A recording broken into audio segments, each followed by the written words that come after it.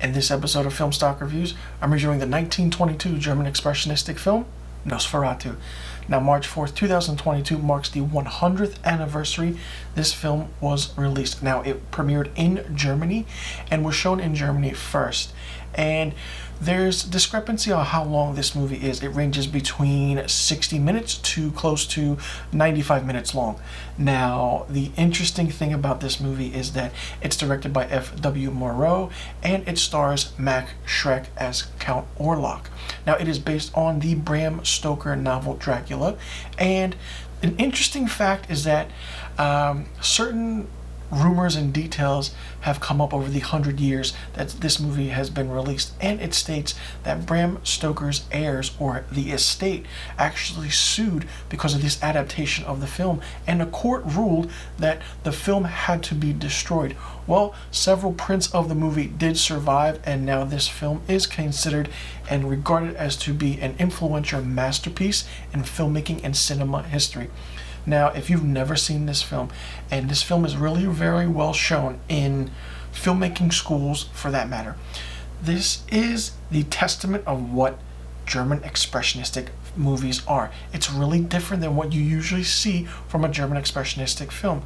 More so, it was more horror and everything, but with this Nosferatu and with the Cabinet of Dr. Caligari, German expressionism really rose to a higher power in the 1920s, especially during the silent film eras.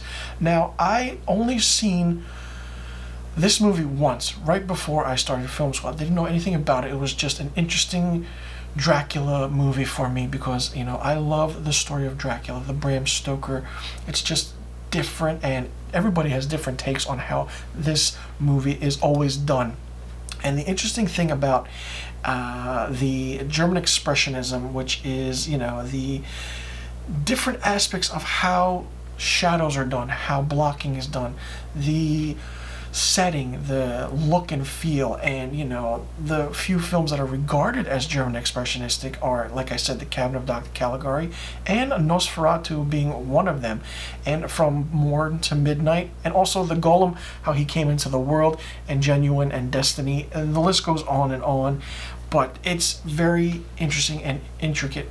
There are a lot of famous scenes in this movie Nosferatu, and it's creepy at times because this is what horror movies are. It's not really considered a horror movie if you actually put it down in certain areas and genres. This is more so a silent German expressionistic film. Over the course of those 100 years, and now being the 100th anniversary, it has been regarded as a horror film, but the true testament of a horror film. Now, if you know the story of Bram Stoker's Dracula, you know the story of Nosferatu. Fw Morrow really, how do I say it, captured the essence of the creepiness factor of it. The shadow when Count Orlok is going up the steps, when the sun comes in through the window, the acting by Max Schreck, him rising from the coffin, him coming out of the ship. All these scenes are so memorable, and it's creepy because just the way this vampire looked was very different than what we usually see in a movie for that matter. Of course, everybody knows Bela Lugosi as Dracula. We know Christopher Lee as Dracula. Gary Oldman has played the role, and a slew of many other actors have played this role. But for what this film has done for the filmmaking and cinema history of filmmaking for that matter, it is a perfect movie. It's fantastic. It's one of those movies where you watch and you see it's like, wow. Some people might not like silent films because they're not used to, sitting there and reading subtitles in black and white, or the overtures of the orchestra playing, but it's so well done that it's very different from time to time of how certain things work. It's simple, it's effective, but it's a fantastic movie. And for this being the 100th anniversary is insane. A lot of films have been lost through the history of time, especially in cinema. One of them is London After Midnight, starring Lon Chaney. That film is really a lost film, but Nosferatu is one of those surviving lost films that have been shown over time. Of course, the original prints are pretty hard to find right now, but anything that turns digital is really interesting. And any classic film from the 19 teens to the 20s to the 30s, anything that gets redone in digital is always interesting to see because it's so perfectly done. And the aspect and the coloring is so fantastic. If you've never seen Nosferatu, you really need to check this out, especially if you're an up-and-coming filmmaker, if you love filmmaking, because this is a film that will blow your mind and it will actually reiterate how you should do filmmaking.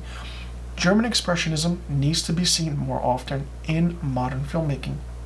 And the reason I say that is because it's one of those waves and movements that really didn't get much exposure at the time. We went from German Expressionism and then we went into the French New Wave of the 50s, 60s, and the early 70s of film with, Jean-Luc Godard and Francois Truffaut with the movie Breathless, The 400 Blows. Everything like that is really, really interesting of that. But for German Expressionist horror film like Nosferatu, The Cabinet of Dr. Caligari, the list goes on and on.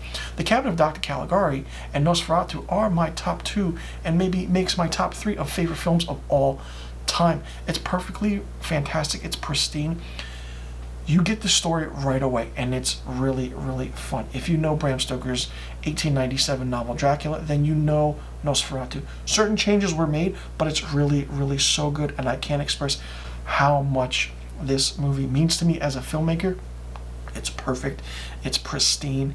I really highly recommend it, and it's really one of my favorites of all time. For me, Nosferatu gets 5 out of 5 stars.